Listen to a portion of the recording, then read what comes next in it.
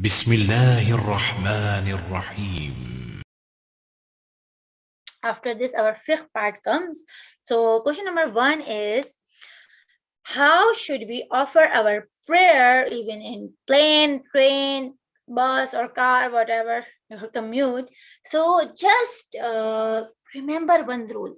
Praying in all types of rides have same conditions. What are the conditions? If we are able to fulfill all the conditions, well and good, no problem. What are these conditions? Following conditions. If you are even in a plane or a train or a car, so what are the conditions? If we are facing Qibla, condition number 1. Condition number 2, body is not moving. Condition number 3, able to do ruku and sajda in normal positions. We are bending in the ruku, we are bending in the sajda. So my dear friends, problem occur when we are in train or any other ride where you are not able to face Qibla and body is moving constantly. Then there is a problem. But if there is no problem, all the conditions are met, so you can perform your normal namaz there. So because namaz and salah is that pillar that is not exempted. You are not exempted. We are not exempted from this, even if we are drowning. So there is a hadith. So even we are sitting so comfortably in train, plane, and how can we just miss the salah? So many people miss the salah. They are sitting so, even they are going on the ziyarat trip. Many of the people, they just do miss their salah.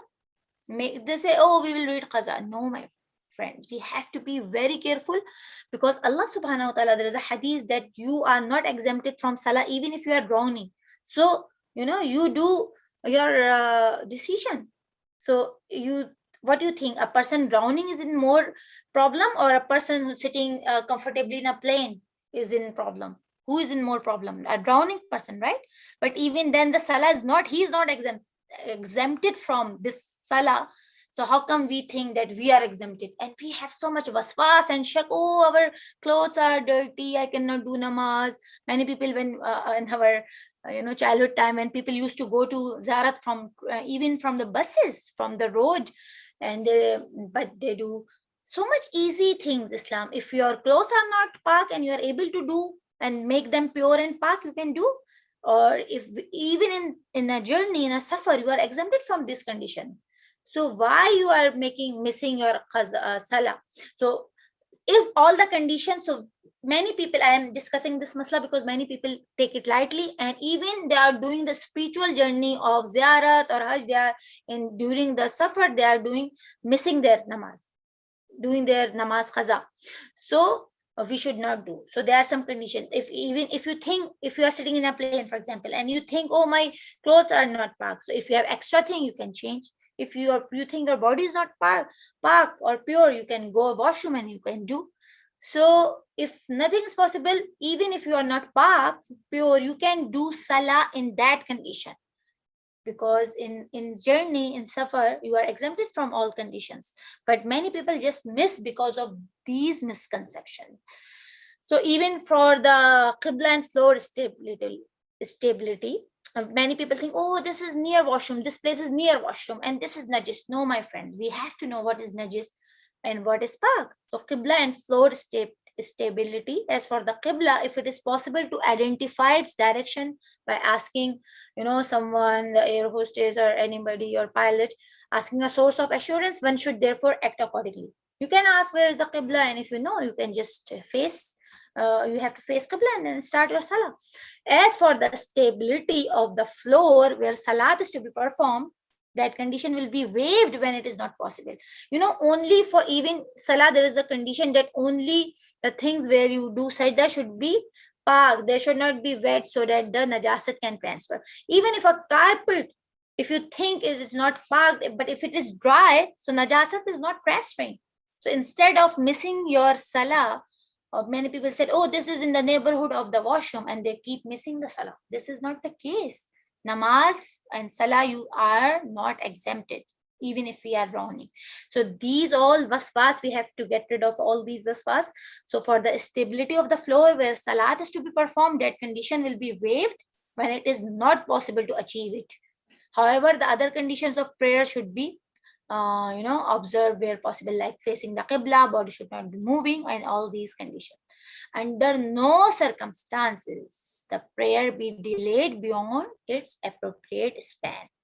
So this is the condition for praying in and also there are two extreme group. One is they are so relaxed, their namaz is being qaza or missed, and they don't have any parishani or problem. They are sitting with contentment. I don't know from where this contentment is coming.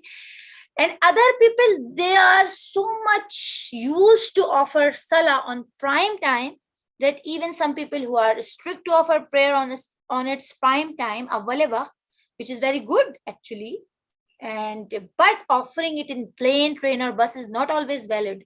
Because, for example, so this is the masla for offering the salah in plane or train or bus. If you know that when you land, then there is ample time to perform salah properly with all the conditions, so you should delay rather than you are performing on awwal time without the conditions.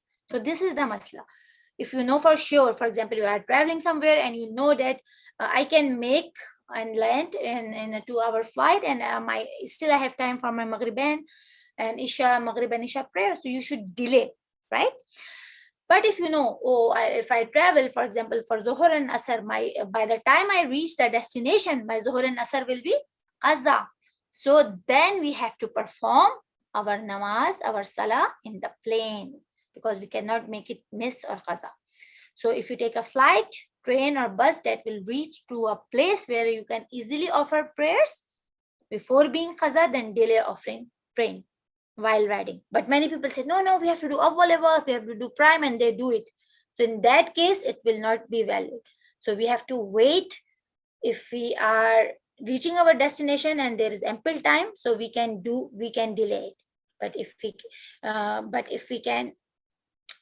we know that our salat will be qaza, so we have to do it in the plane. Okay, and when the qibla condition is waived, for example, we are in plane, it's moving, the problem occurs when you have less time, or if you delay, you will miss your prayer, like I said in the example.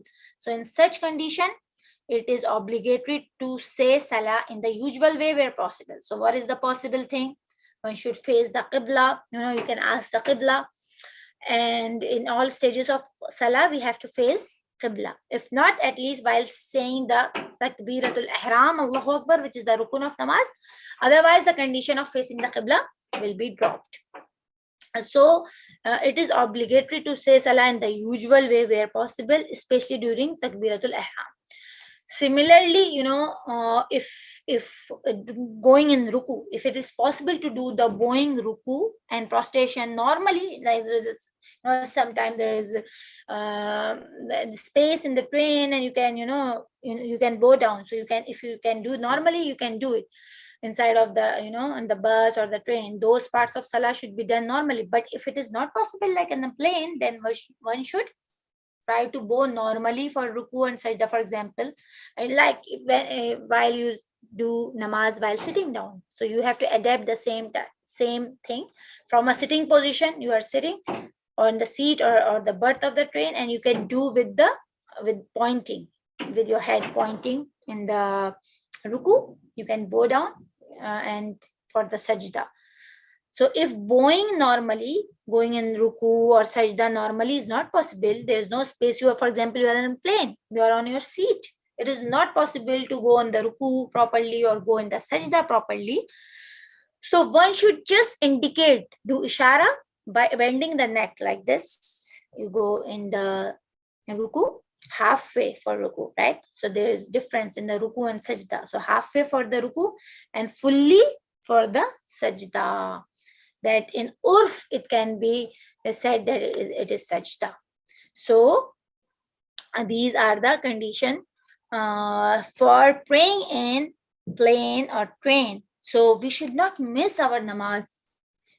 Even if we are going on a journey, we miss because of these conditions, but we should learn the rules and perform the namaz. So it is obligatory to say salah in the usual way, observing conditions where possible. Whatever condition is possible in the plane, you can do it If you cannot do ruku in a normal way, you can just stand and just point towards, towards, as I mentioned, how you have to go down and do sajda while standing or while sitting. Same conditions go for all type of rides, whether it is train, bus, or car. So we have covered this, praying in all types of ride. So these basic conditions should be followed: facing qibla, body not moving, able to do ruku and such the normal position. If not possible, even if you are in a plane, you have just seat, and everybody saying no, try to stand up and doing your, while takbiratul ihram, doing your qirat, both surahs, ruku, but for the, if it is not possible, air hostess is coming and saying sit down, sit down, so you can, even you have a seat and you have your, you have what we say, the tray you can do, and just point towards your neck and head. Do ruku and sajda by just bending down. Okay, for ruku halfway and for sajda a little bit more.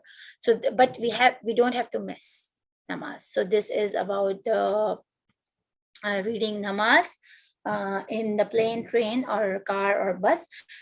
اللهم صل على محمد وآل محمد